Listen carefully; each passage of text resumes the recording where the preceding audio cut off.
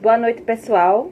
É com muita alegria que nós vamos fazer essa nossa live de hoje sobre professores de ciência, relatos de experiência.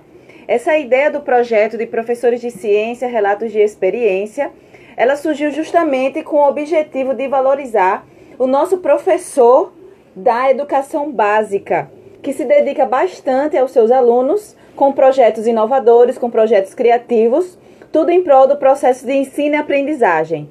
Então, a gente sempre convida esses professores para escutar as experiências.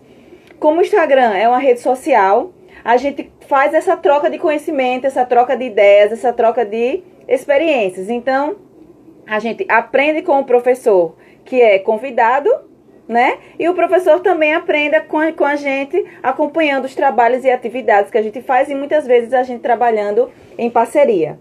Agradecendo neste momento à Universidade Federal de Alagoas, ao Instituto de Química e Biotecnologia, ao Grupo de Pesquisa Quiciência, que é um grupo de pesquisa em ensino e extensão em Química, e agradecendo a nossa Pró-Reitoria de Extensão, devido à grande dedicação e empenho desse trabalho durante a pandemia, e ao edital UFAL Conectada.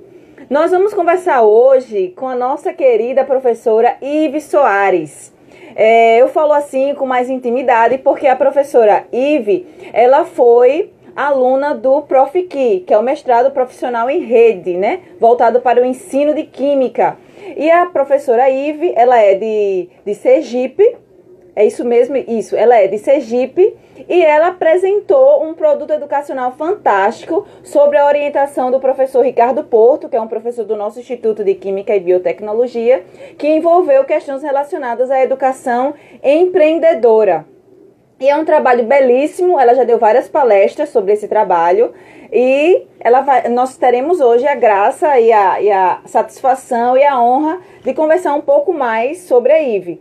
Produto educacional é uma questão que geralmente gera muitas dúvidas, principalmente para os alunos de mestrados profissionais, porque é um critério para poder você conseguir o título de mestre nesse ramo de programa de pós-graduação. E a gente sempre se pergunta o que são esses produtos educacionais. Então é uma oportunidade boa para tirarmos dúvidas, fazermos perguntas, interagirmos mais. A Ive é uma pessoa maravilhosa, a gente pode conversar sobre o projeto educacional dela, assim como a gente pode conversar também sobre a elaboração de produtos educacionais.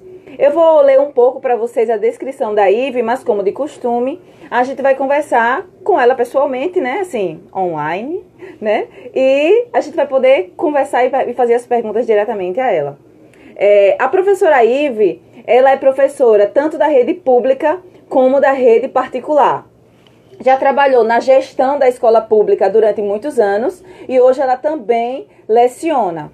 É apaixonada pela popularização da ciência.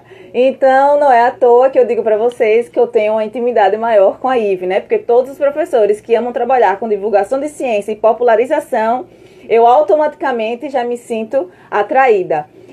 A Ive, ela desempenha vários projetos dentro da escola, dentro da sala de aula, com o objetivo de fazer essa popularização da ciência e despertar a criatividade dos alunos. Ela já conduziu Olimpíadas de Conhecimento em Brasília e os alunos dela participaram de uma feira de ciência científica e artística e ganharam em primeiro lugar. Essa feira de ciência ela foi promovida pela Universidade Federal de Sergipe e eles ganharam em caráter de inovação. Ou seja, a professora Ive Soares, ela tem competência sobre o assunto que nós vamos conversar agora. Deixa eu ver se a professora Ive, ela já está conosco. Boa noite, Ive. Boa noite, professora. Vamos chamar diretamente de Ive, né? Fica à vontade. Boa noite, professora Ive, inicialmente. Gostaria de agradecer muito a sua disponibilidade em estar conosco. Mesmo dentro das dificuldades de internet, a gente sabe que nesses últimos dias a internet tem oscilado bastante. A sua, a minha e das pessoas que eu tenho feito as reuniões, a internet tem oscilado bastante. A gente até estende e pede a compreensão do público que nos acompanha, que se eventualmente travar, vocês aguardem, não nos abandonem, que nós vamos continuar conversando. Ive, eu fiz uma apresentação sua, não tão plausível, quanto você mesma pode fazer. Então, eu gostaria que você se apresentasse para a gente. Quem é a Ive, primeiramente, e quem é a Ive como professora, antes de a gente conversar sobre a pauta de hoje. Em primeiro lugar, boa noite. Quero agradecer à professora Monique pela oportunidade, ao Que Ciência, é um prazer estar aqui com vocês, à Universidade Federal de Alagoas, que me abraçou. Eu sou muito grata pela receptividade do povo alagoano, tá? Ao professor Ricardo Porto, meu orientador, eu não sei se ele está assistindo a gente. Ele nos acompanha. Por sinal, ele já disse que eu esqueci de falar que você é doutoranda do PPG-QB. O professor Ricardo Porto, meu orientador, maravilhosíssimo. O professor Ricardo Porto inclusive, meu co-orientador no doutorado, tá? Para mim foi uma experiência muito gratificante passar pelo Profiqui e uma experiência muito gratificante passar pela Universidade Federal de Alagoas, continuar na Universidade Federal de Alagoas. Eu sou professora da rede estadual de Sergipe há vários anos, sou professora da rede particular. Em Sergipe trabalhei bastante tempo na gestão da escola pública, como diretora e coordenadora. Atualmente leciono tanto na rede particular quanto na rede pública do estado de Sergipe. E vim do mestrado acadêmico na Universidade Federal de Sergipe, então comecei o mestrado acadêmico na Universidade Federal de Sergipe, e depois passei para o UFAL, local onde sou apaixonada e quero terminar o meu doutorado aí dentro em breve. Tá? Como professora, eu trabalho há bastante tempo com a ideia de projetos, tá? Eu trabalho na rede SESI, numa das redes particulares eu trabalho na rede SESI, e eu tenho uma disciplina chamada Ciências Aplicadas. E as Ciências Aplicadas, ela nos permite trabalhar bastante com essa ideia de projeto. Levo para a rede pública a mesma ideia de projetos que eu trago para o sistema particular, eu levo para o ensino público. As duas redes têm suas propriedades, suas particularidades, mas os alunos eles são tão ávidos pelo conhecimento, tanto na rede particular quanto na rede pública. Então, desenvolvemos os projetos nas duas escolas, nas duas redes.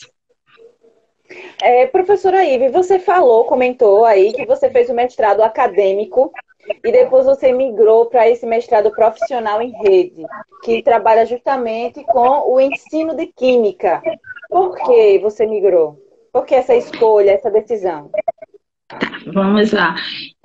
Na verdade, eu trabalho há muito tempo na área da educação. E quando você tem a oportunidade de você se especializar naquilo que você trabalha e você poder observar que você pode contribuir com mais propriedade naquilo que você trabalha, eu acho que é um passo importante a ser dado. Tá? Então, eu migrei para o mestrado mais voltado para a área educacional, para que eu pudesse ter mais base naquilo que eu trabalho. Então, foi uma experiência mais para enriquecer mesmo o meu currículo na parte educacional.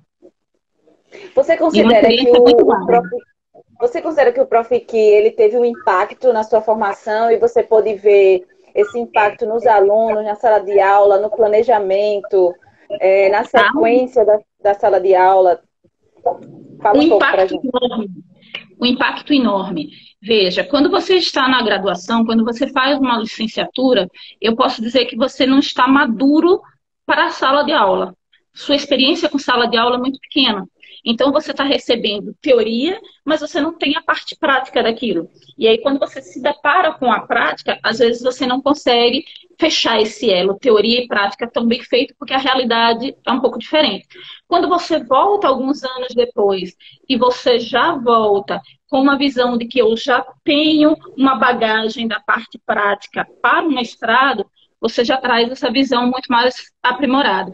Então, você aprimorar seus conhecimentos a nível de mestrado, a nível de doutorado na área da educação, ele lhe permite você ter um olhar diferenciado sobre a sua própria prática educacional. Coisas que às vezes você estava acostumado já a fazer enquanto educador e que você, por estar acostumado, por estar habituado, você não percebia que você pode fazer o processo de forma diferente. Então, por exemplo, eu vou dizer uma coisa que eu aprendi com você. Por exemplo, quando eu cheguei aí, aquela ideia de vamos trabalhar com os desenhos, não sei se você lembra. A gente fazia os desenhos e passava esses desenhos às figuras. Eu não tinha trabalhado daquela forma. E aí você traz isso para cá, você passa a ter um olhar diferenciado sobre a sua prática. Você passa a ter um critério de avaliação também diferenciado. Eu acho que quando nós estamos em sala de aula, nós nos preocupamos muito com como o conteúdo está chegando, mas nós não nos preocupamos muitas vezes em avaliar como esse conteúdo está chegando. E aí, eu tive essa oportunidade de perceber formas diferentes de planejamento, formas diferentes de avaliação, formas diferentes de interagir com o próprio aluno. Eu acho que isso foi muito gratificante para mim ter esse aprendizado. Que ótimo. Para mim é extremamente gratificante escutar uma colocação como essa, né, professora Ive? Ive, me diga uma coisa. Você decidiu fazer o mestrado profissional, certo? E aí você precisou elaborar um projeto de pesquisa, né? Eu vou fazer essa pergunta porque muitas das pessoas que nos acompanham na live de hoje, que vão assistir depois também, elas passam por aquele medo de decisão do que fazer como projeto, né, no mestrado profissional. Não sei se você passou por essa dúvida. Ai, meu Deus, o que é que eu vou fazer agora? São tantas possibilidades de ação, de atuação. O que eu devo fazer? Você usou como norte algum trabalho, algum projeto já pré-existente, ou alguma ideia que você sempre quis e tentou colocar em prática e deu certo? Como foi que você chegou no seu projeto, no seu produto educacional, a decisão do projeto, né, junto com o seu orientador? Tá. Quando nós começamos, eu trouxe uma ideia de algo que estava muito voltado à visão acadêmica. Tá? Eu vinha de um mestrado acadêmico, então na minha cabeça eu estava com aquela visão focada no acadêmico. Então, no primeiro momento que eu apresentei ao meu orientador, eu trouxe essa visão, né, do acadêmico. E aí, no decorrer do processo, eu fui entendendo o distanciamento, o paralelismo entre o acadêmico e o mestrado profissional. E aí, nós fomos olhar para a prática que eu já tinha em sala de aula, o que eu já tinha com os meus alunos, do que eu já tinha com meus alunos, o que eu posso falar dos meus alunos.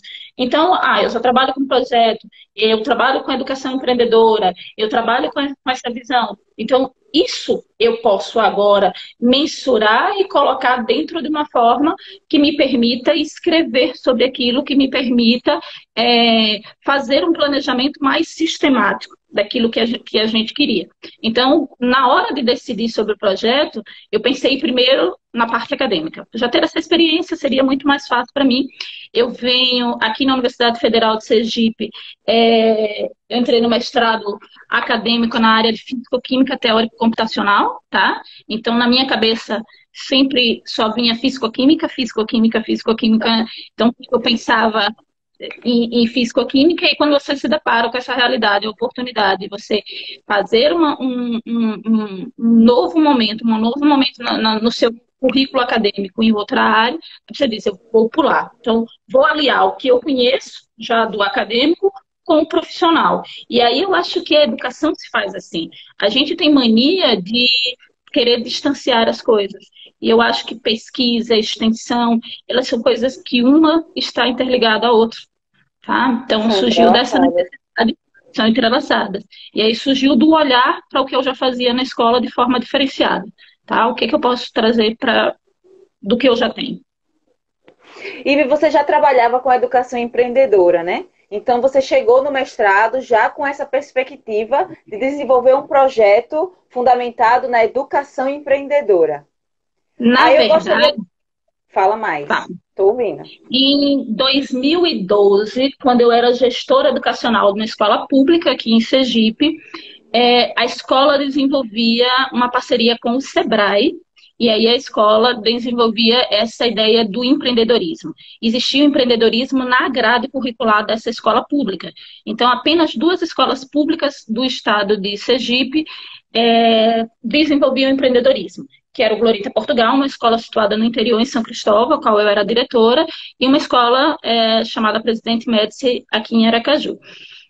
Em 2012, eu fui convidada a ir a Brasília, representando a escola para esse momento de empreendedorismo. Então, a partir dali surgiu essa paixão por empreendedorismo, né?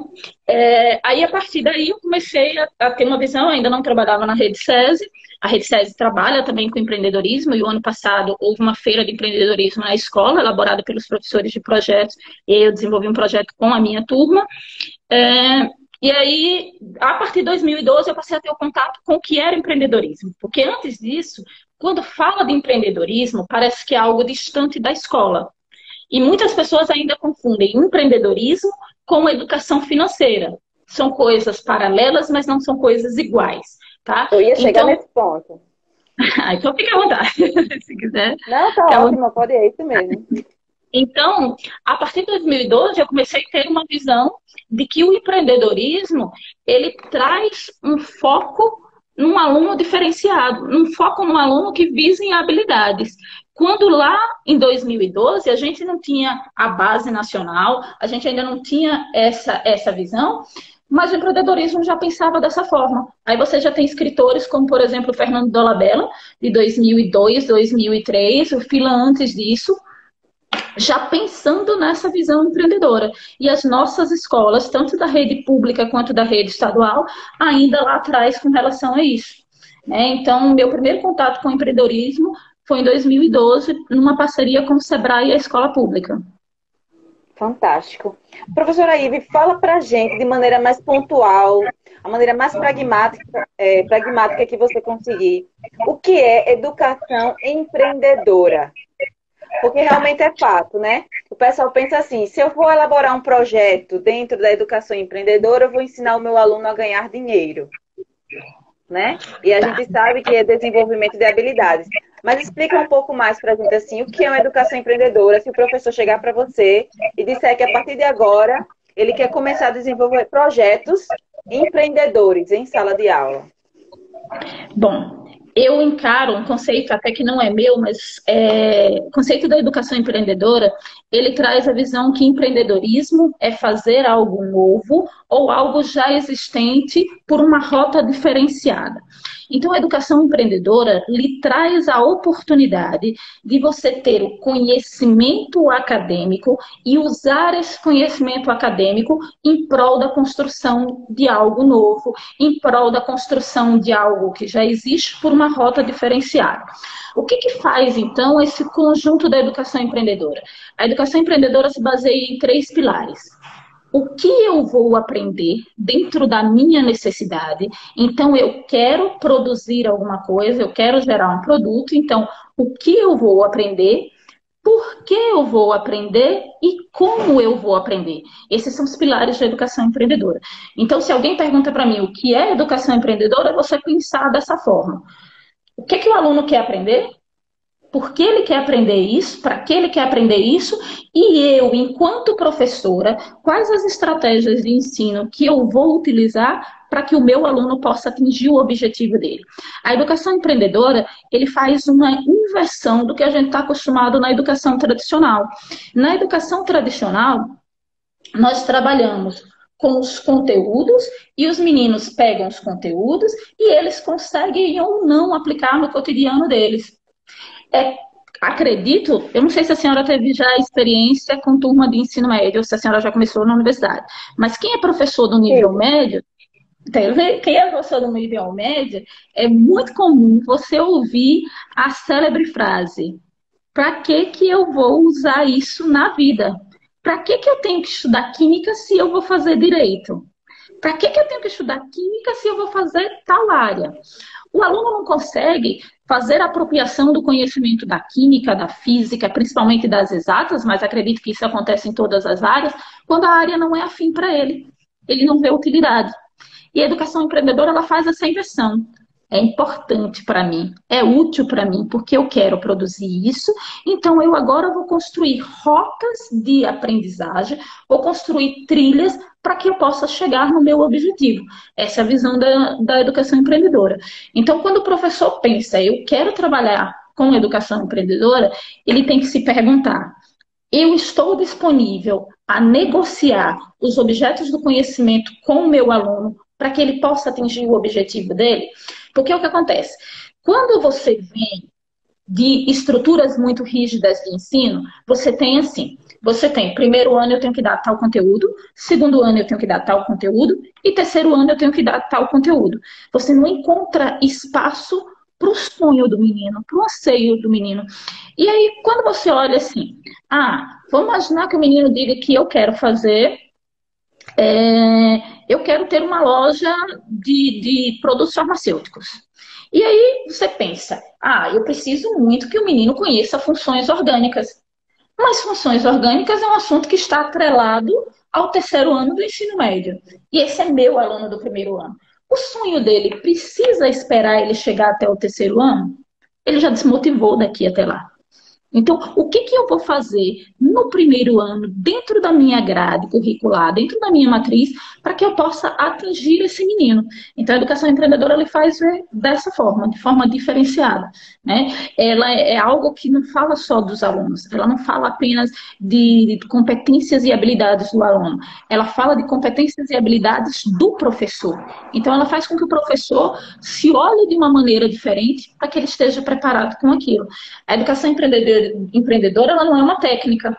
Não existe uma técnica. Não existe, eu vou usar só aula invertida ou eu vou usar só isso. Não, a educação empreendedora é um negócio onde você está o tempo todo dialogando com o seu aluno e a partir desse diálogo você constrói rotas de conhecimento.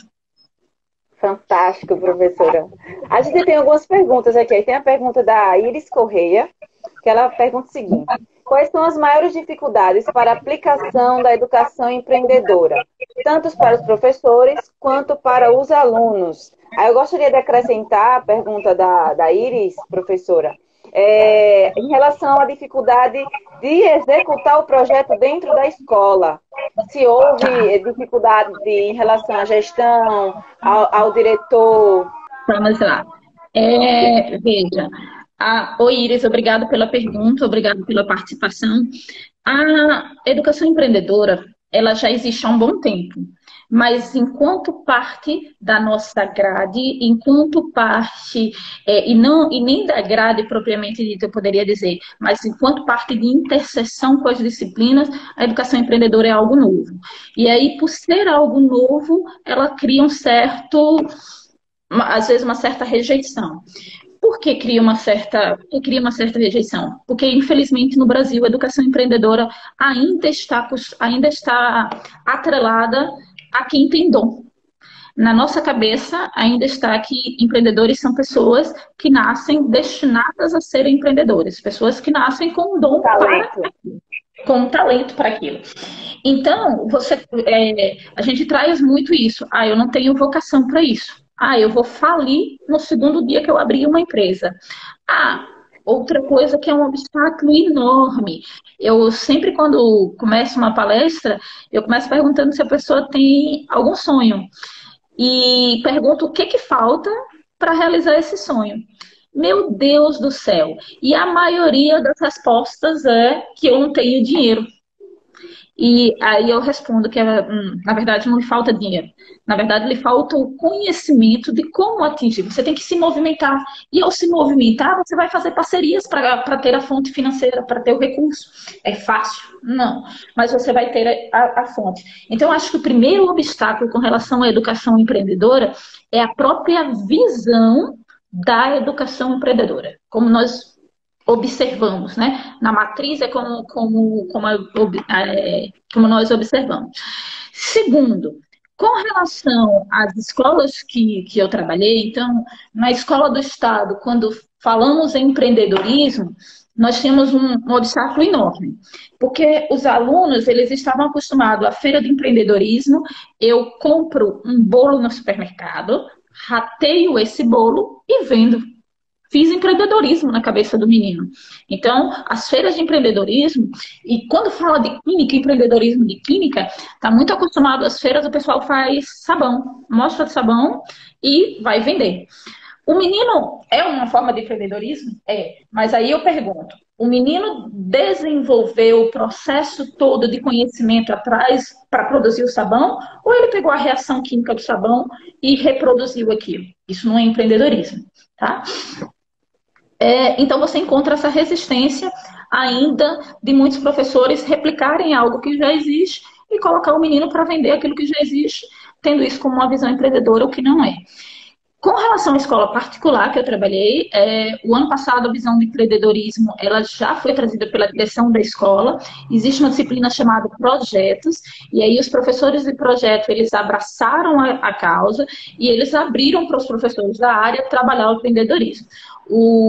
A rede, o Sistema S, ele já trabalha com empreendedorismo na sua visão, né, na sua matriz, então foi mais fácil. Inclusive, no início do ano, nós tivemos uma oficina, uma capacitação sobre empreendedorismo, então mais fácil lidar. Com relação aos alunos, existe aquela resistência inicial ao empreendedorismo, porque é normal, né? É o novo. Quando ele se descobre que ele pode produzir, o aluno se torna encantado com isso. Porque vou citar um exemplo.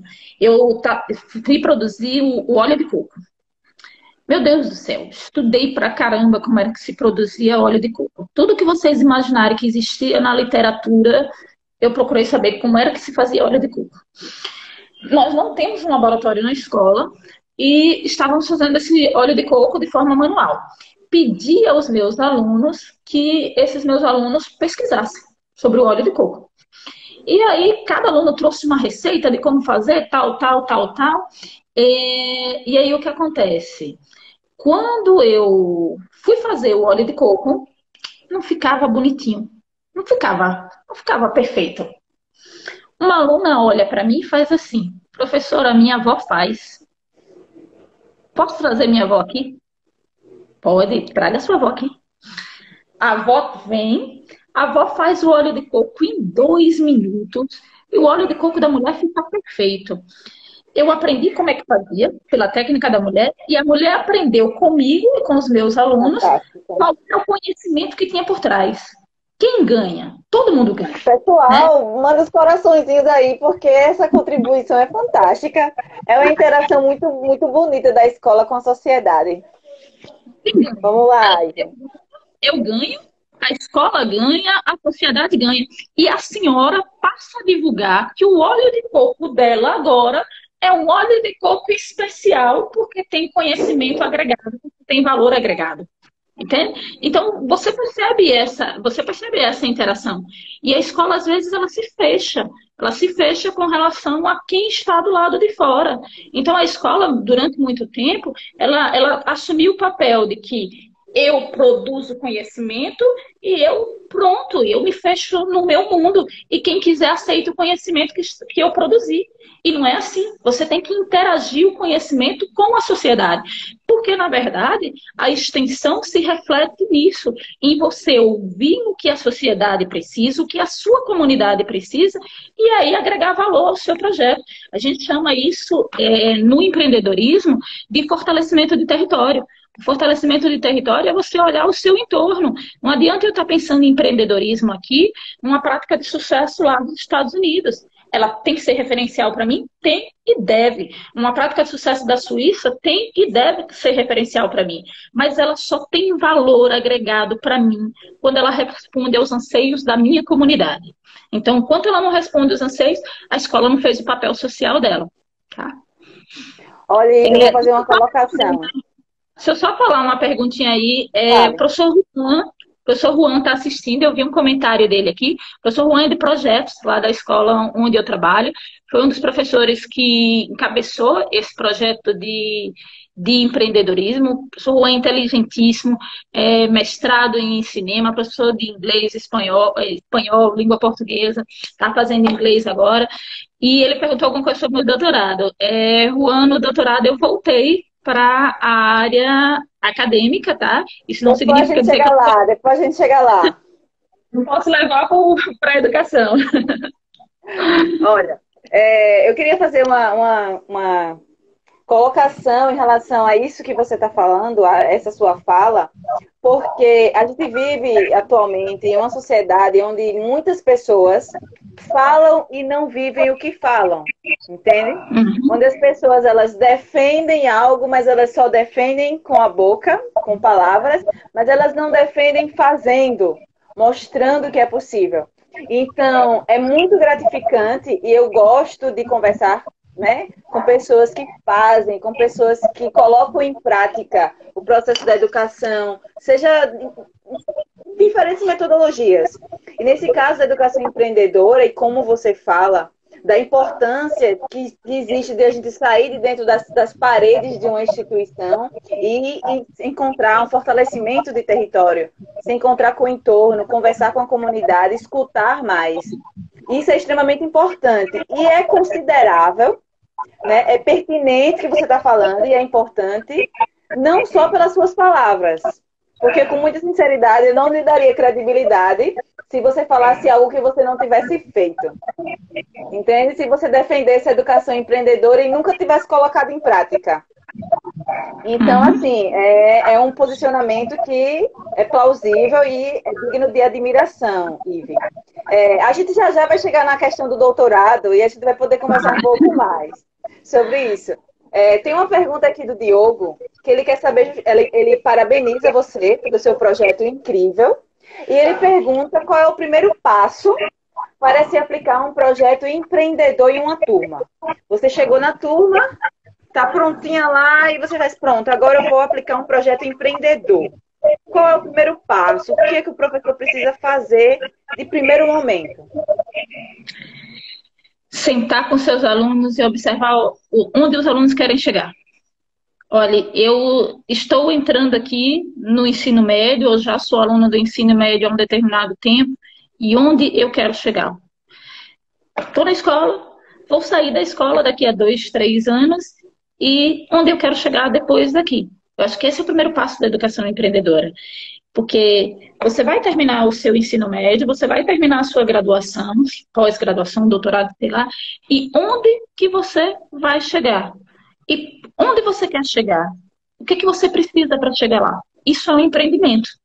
É você pensar nesse projeto do que eu quero fazer depois. Então, quando você fala em educação empreendedora, você tem que partir dessa premissa. Onde que você quer chegar? Ah, eu quero ser bombeiro. E quem disse que ser bombeiro, ser funcionário público, você não pode ser empreendedor, você pode ser intraempreendedor. Então, vamos desenvolver essas características do intraempreendedor. Ah, professora, eu quero ser médico. E quem disse que o médico não pode ser empreendedor? Então, é você pensar o que o seu aluno quer, onde ele quer chegar, e a partir desse momento, de onde ele quer chegar, eu vou criar rotas para que ele chegue. Essa é a premissa inicial da educação empreendedora. Muito bom. Tem aqui uma pergunta da Ruca Teles, que ela pergunta o seguinte.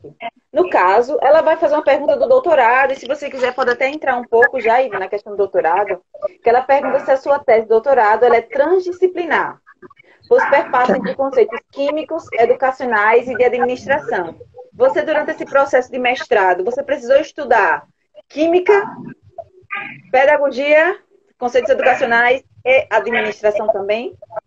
Tá, vamos lá. Na verdade, é ele, tá? É Juan o nome dele, é o colega que eu estava falando. Professor Juan, então me desculpa, Juan Teles. Ok, vamos lá. Com relação ao mestrado, no mestrado, sim, eu estudei conceitos da química, estudei essa relação da administração. O debate no mestrado voltado para a educação, ele é extremamente importante, porque ele faz ver, além dos conceitos químicos, além dos conceitos pedagógicos, ele lhe traz um mestrado na área da educação, ele traz para a realidade, para a prática. E aí, quando você vai para a prática, você precisa ter conhecimento químico, educação, a noção de administração, uma visão geral de tudo. Com relação ao doutorado. Meu doutorado eu faço empreendedorismo, inovação tecnológica em química e biotecnologia, tá? Nesse primeiro momento, na escrita do meu projeto do doutorado, nós não vinculamos o produto, né, à educação, tá? Isso não significa dizer que ele não pode ser vinculado à educação futuramente. Quando você fala em biotecnologia, quando você fala em empreendedorismo, quando você trabalha com inovação, se você pensar de forma invertida, ela serve para quem? ela serve para quem está do lado de fora da universidade. Então, você trazer isso de forma, através da extensão aos seus alunos, você já está fazendo uma política voltada para a educação. Então, quando a gente pensa assim, o aluno tem que começar a fazer pesquisa quando ele chegar na graduação, quando ele chegar no mestrado, Não, o aluno tem que começar a fazer pesquisa lá na infância dele, não é nem no ensino médio. Antes do ensino médio, o aluno já tem que estar inserido na pesquisa. E aí a gente costuma separar isso. A gente costuma separar educação de pesquisa. E na minha cabeça isso não existe. Eu trabalho com os meus alunos num clube de ciências. E os meus alunos no clube de ciências, eles têm uma tarefa. E aí eles têm que sempre estar pesquisando, lendo artigos, trazendo para a gente, sublinhando, marcando, para eles já terem um contato com isso. Então, eles já estão fazendo pesquisa. Então, eu acho que tudo se relaciona. Eu não consigo ver essa ideia de pesquisa separada da educação, separada da extensão. Tá? Perfeito. Ive, a gente tem uma pergunta aqui da SBQ Pernambuco, que é bastante pertinente. Ela pergunta assim, como é o envolvimento dos estudantes no projeto, além das pesquisas que eles realizam sobre o tema? Como é essa participação e como conciliar o projeto e os conteúdos de química que estão na ementa? Aí você poderia aproveitar e falar do seu produto educacional, como foi que você fez, qual foi o seu objeto de pesquisa e como foi que ele se transcorreu e finalizou. Tá, vamos lá. Veja, aluno gosta de fazer fazenda, tá? Aluno, ele gosta quando ele consegue pegar a teoria e aplicar essa teoria. Então, eu sempre uso uma palavra que é apropriação. Quando o aluno consegue perceber que ele entendeu o conteúdo e muito mais do que entender o conteúdo para resolver questões de um livro, de uma plataforma educacional, ele consegue utilizar esse conteúdo, ele se sente parte integrante do projeto e ele espontaneamente ele quer fazer. Eu comecei a trabalhar em clube de ciências com 3 alunos. Hoje, cada aula que eu dou, no final da aula, um aluno que às vezes nem é da minha turma, pergunta, professora, eu posso participar? Eu posso entrar? Então, hoje eu tenho um grupo enorme de alunos espontâneo, eles não têm pontuação para isso, não é algo que vale para a disciplina de química, é algo que o menino faz no horário de intervalo dele, no horário vago, ele vai lá e pesquisa comigo. Então, ele tem a satisfação de fazer, porque ele se vê parte do processo. Eu sou capaz de produzir isso. Que satisfação a gente tem quando a gente pega uma questão de físico-química dificílima e você consegue resolver aquela questão. Você entendeu qual era a mesma coisa o aluno do ensino médio. Quando ele consegue perceber que aquela química que está no livro, ele consegue fazer, ele começa a participar, ele começa a surgir uma motivação maior. Segunda, com relação à grade curricular. Toda escola ela segue uma grade curricular. As diferenças, na verdade, entre essas grades, elas são muito pequenas, tá? Mesmo cada escola tendo sua particularidade, mas as diferenças elas são muito pequenas. E o que o professor observa dentro disso? E aí você está no meu produto educacional. Cada turma da escola ficou do último, né? Desse produto de 2019. Cada turma da escola ficou produzir alguma coisa. Então, a minha turma produziu um óleo. Tá, vamos produzir óleo. Surgiram várias ideias de diversas produções. Depois pegamos uma ideia. Vamos produzir esse óleo. Primeiro, vamos lá. O que vocês precisam entender para produzir o óleo? Dos conhecimentos que vocês já têm até aqui, o que vocês podem aplicar nisso aí e o que falta. Então, você já cria no menino aquela coisa que ele tem que buscar. Olha, para produzir o óleo eu preciso disso, disso, disso, disso. Isso aqui eu sei, isso aqui eu não sei. Então, vamos construir isso. Como colocar isso agora dentro de uma matriz rígida da escola? Então, vamos imaginar, o menino precisa, para produzir óleo, ele entender um pouco das ligações químicas, das forças intramolecular. Isso está beleza, porque está dentro da minha matriz do primeiro ano. Mas ele precisa entender lá química orgânica que está dentro da minha matriz do terceiro ano. E por que quando eu for ensinar lá, quando eu for trabalhar com polaridade, eu não posso trabalhar com polaridade com um exemplo na química orgânica e introduzir a química orgânica aí? Então, o professor tem que estar atento que a matriz ela não pode ser engessada. a matriz, eu posso inserir na matriz aquilo que eu preciso. Então, quando a gente fala em contextualização, para mim, contextualização, ela vai muito além de eu dar um exemplo. Eu vou pegar um exemplo de algo que está acontecendo, você está num lugar aí de Marcel. Ah, vou falar de poluição, eu vou falar do Riacho Salgadinho. Isso é contextualização? É, beleza. Mas eu também trazer para o menino algo que ele precisa dentro de um outro conteúdo também é contextualizar. É trazer para ele a realidade. Então, você não consegue, você não precisa sair da matriz que você tem, tá? Até porque você não vai conseguir brigar com as escolas do mundo inteiro para trazer uma matriz para cada escola, mas você consegue, dentro do que você tem, olhar de forma diferenciada. Isso é claro que o professor precisa estar preparado para isso. O professor precisa ter essa noção de permeabilidade dentro da sua matriz curricular. Tá? Perfeito. Não sei se eu respondi. Eu acredito que sim, porque a SBQ Pernambuco colocou perfeito. Então, acredito que você contemplou. Ive, fale um pouco agora sobre o seu projeto de doutorado. Porque você fez um mestrado acadêmico, aí você migrou para o mestrado profissional, que era voltado para a parte de ensino de química, e agora você voltou para o ramo acadêmico. Mas assim, você abandonou, Ive, a área de ensino?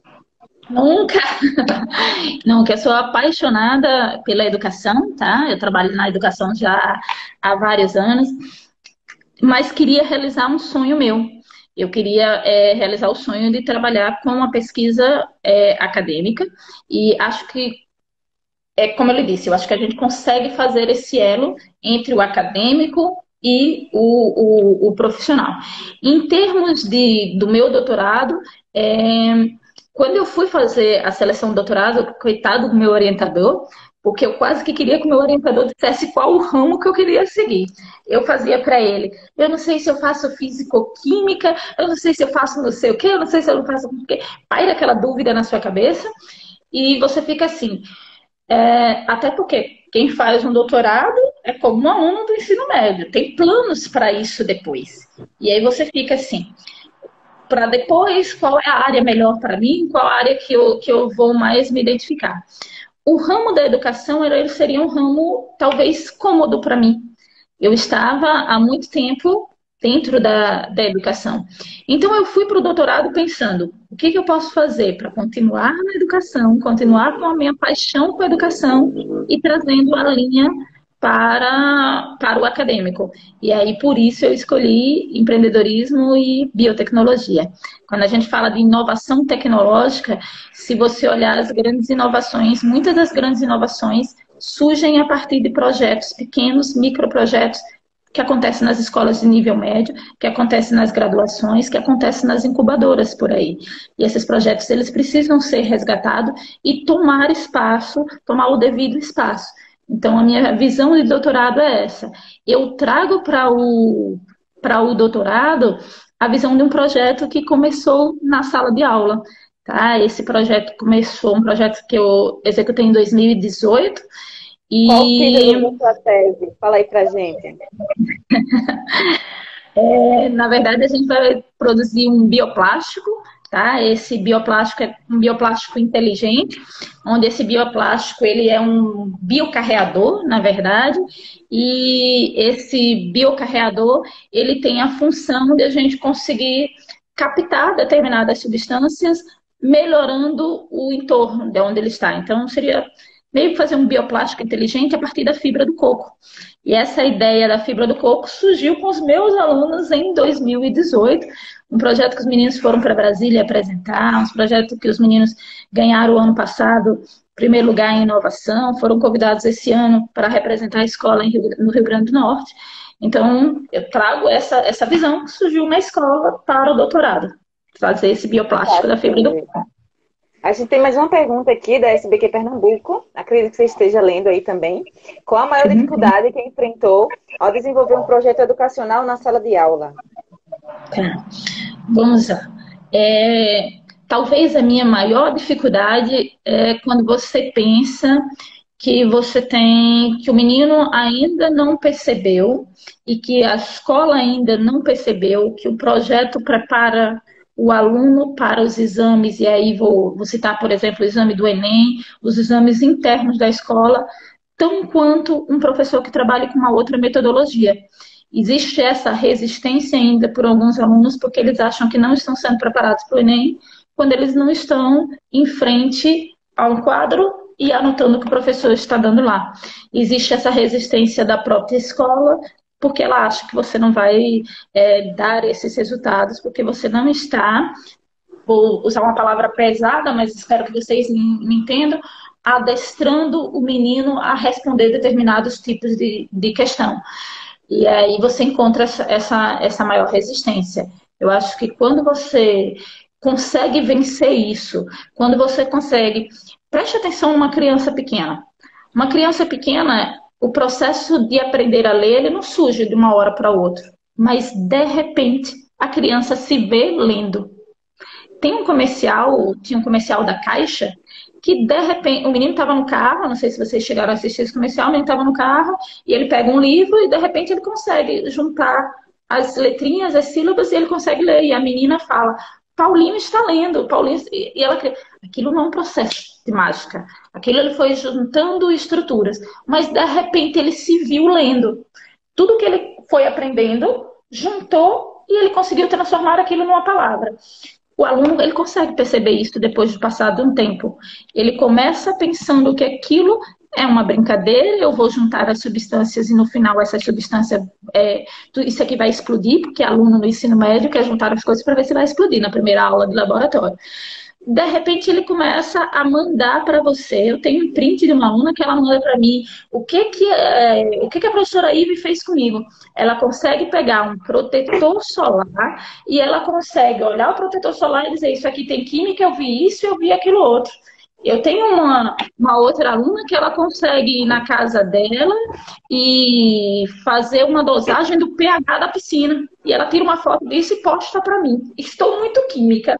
Então, o aluno, eu não estava lá falando de pH, o aluno começa a perceber. Ele pega o rótulo do protetor solar e ele vê, relaciona aquilo com a aula de química. Então, você começa a ver que aquilo faz sentido, né? Então, eu acho que esse é um grande prazer de você trabalhar com projetos, de você trabalhar com educação empreendedora. O aluno se movimenta em direção a algo. E esse movimentar traz conhecimento, traz aprendizado. Olha só que elogio, Ive. O professor Ricardo Porto colocou aí, parabéns de novo, Ive, a aluna que todo orientador gostaria de ter. E mais um pouco antes, a SBQ Pernambuco falou, Ive é a professora que todo aluno deseja ter. Tá vendo? Obrigada, porque Ricardo sabe que eu sou fã dele, né? O Ricardo foi o orientador. pH da piscina, os alunos estão acompanhando aqui, olha só. Camila, inclusive, ela fez química, tá? E Camila, ela mandou uma mensagem para mim na madrugada, quando ela passou. Camila não estudou o terceiro ano comigo. Nessa escola eu não dou aula no terceiro ano. Camila não estudou o terceiro ano comigo e à noite, quando ela recebeu o resultado, eu já estava dormindo. E aí ela manda uma mensagem para mim que havia sido aprovada e eu quero acordar a minha professora para contar. E isso é muito gratificante. Não tem preço, né? Você receber isso do seu aluno. Tá? E aí você pensa assim, não tem preço você receber um aluno que vai para química. Camila é especial demais para mim. Mas o outro aluno que passa numa outra área e que ele consegue identificar que ele aprendeu e que ele leva o conhecimento, aquilo é muito gratificante. Eu tenho uma aluna chamada Vitória. Vitória, ela foi comigo a Brasília e, de repente, ela vai fazer uma aula lá de uma professora extremamente competente, professora Fabiana Oliveira, uma aula de biologia, e a professora passa alguma coisa sobre as plantas. Vitória vai para o pátio da escola e começa a cheirar as plantas. Começa a observar o que estava acontecendo na planta. E aí ela coloca para mim, nós estamos inspirados em você. Isso é extremamente importante, porque o aluno começa a olhar não só na química, e não só eu, não estou falando de mim como professora, mas o aluno começa a ver o aprendizado de uma outra maneira. Olha, eu aprendi com química, mas eu posso aplicar isso para biologia, eu posso aplicar isso para física, e aí o conhecimento sai da caixinha, o conhecimento passa a ser integrado, né? Você começa a ver a coisa de uma outra forma. A gente costuma falar muito nessa história, eu falei dessa história de sai da caixinha, e a gente, às vezes, a gente não olha para dentro da nossa própria caixinha, que somos nós mesmos enquanto educadores. Nós cobramos do aluno aquilo que nós não fazemos enquanto educadores. Nós não temos esse olhar amplo sobre a coisa. Quando surgiu essa ideia da base nacional, os professores chegavam assim e faziam assim: ah, porque agora vai ser um professor só para Química, Física e Biologia. Não sei se vocês aí em Maceió viram isso. Aí eu olhava para a pessoa e fazia assim: tu leu a base? Está escrito isso na base? Então, muitas das vezes a gente questiona e a gente, mesmo enquanto educador, já está aberto ao novo. Você quer o aluno que esteja aberto ao novo e você não está aberto ao novo. Você olha agora, professora, olha agora, nós estamos com a oportunidade de fazer o diferente. E muitas das vezes estamos fazendo a mesma coisa. Só mudou que agora eu não estou no quadro escrevendo lá com o piloto. Eu estou aqui no quadro digital. Mas estamos fazendo a mesma coisa. O aluno sentado, pega o caderno, copia o que eu falo, pegue o slide aí e print, e eu vou daqui só falando. Que oportunidade riquíssima, pelo amor de Deus, de você fazer diferente. Aí você estuda a vida inteira sobre como colocar as tecnologias educacionais na escola, e no momento da pandemia você está fazendo a tecnologia digital virar o tradicional. Então, eu acho que falta isso do aluno e do professor, essa visão diferenciada. Fantástico, professora. Nós estamos chegando ao fim da nossa live. É com muito pesar, com uma tristeza no coração, que nós teremos que finalizar. Mas, Ivo, eu gostaria de deixar mais um minuto para que você falasse, em geral, uma mensagem para os professores que estão fazendo mestrado agora, ou que procuram fazer essa formação continuada nesse ramo de ensino. Eu falo de ensino de química, mas pode ser em outras áreas também. Da importância que tem de desenvolver um projeto e do impacto na educação básica, né? Na educação do nosso estado, do país também. Ok. Aproveitar esse 1 minuto, eu queria agradecer e queria dizer a vocês o seguinte: conhecimento, ele é importante em qualquer fase da nossa vida, mas a partir do momento que você percebe que você está fazendo, você está aprendendo, não para aquilo se encerrar em você, mas para aquilo servir a quem está ao seu entorno, o conhecimento ganha um papel enorme, né? Eu acho que nada que você aprende, ele deve ficar preso dentro de você. Ele deve sair de você e servir a quem está do lado de fora. E eu acho que o professor tem essa missão. Meu Deus do céu, o professor é um cara muito abençoado, porque ele consegue partilhar com o aluno aquilo que aprendeu, aprender com ele, crescer. Então, eu acho que o que eu digo a vocês que estão fazendo um mestrado agora, um doutorado, aproveitem. Eu amei o mestrado, tanto ter feito tanto a experiência do acadêmico quanto a experiência do profissional. Estou amando fazer o doutorado. Aproveitem, mas não deixe que isso se perca dentro de vocês. Achem uma forma de partilhar isso com quem está do seu lado, e aí você vai ver que o conhecimento, ele passa a ter uma grandiosidade que a gente nem imagina. O bonito não é eu dizer eu sei. O bonito é eu dizer eu sei e eu sei partilhar isso com o outro. Tá? Agradeço mais uma vez a professora Monique a oportunidade, ao Profiqui, ao FAO, povo de Alagoas que me recebeu muito bem, sou apaixonada por Alagoas. Agradeço aos meus alunos, meus colegas de trabalho que entraram aí nessa live. Professor Ricardo, eu sou fã dele, é o orientador que todo aluno queria ter também. Professora Monique, coordenadora do Profiqui, muito obrigada por terem passado pela minha vida. E nós que estamos muito felizes e nós que agradecemos a oportunidade de podermos crescer com a sua experiência, com as suas falas, com as suas colocações. E eu não estou exagerando, os comentários que surgiram na própria live, eles já falam por si só, né? Que foi uma live muito boa, maravilhosa. Parabéns pelo seu projeto, parabéns pelo seu trabalho na educação básica, parabéns por você estar continuando fazendo doutorado, porque a gente precisa disso, né? A gente precisa dessa capacitação para poder oferecer sempre o melhor para a nossa educação, para os nossos alunos. Gostaria de agradecer à Universidade Federal de Alagoas, ao Instituto de Química e Biotecnologia, ao Grupo Que Ciência, que é um grupo de pesquisa em ensino e extensão em Química, à nossa Pró-Reitoria de Extensão, aos professores que se fizeram presentes, ao professor Ricardo, principalmente também, porque foi o orientador da IVE no mestrado profissional, e hoje é o o co-orientador, né, no doutorado, e a orientadora dela é a professora Valéria, não é isso? Isso, professora Valéria. Agradecendo a presença de todos. E lembrando que quem quiser garantir depois, não de imediato, o certificado da participação nas lives, vai estar aberta a lista de frequência na bio do Instagram do Que Ciência, certo? Então vai lá na bio, clica, preenche a frequência. O certificado não sai de imediato, porque a gente precisa enviar para a Prograde, para poder eles emitirem o certificado, certo?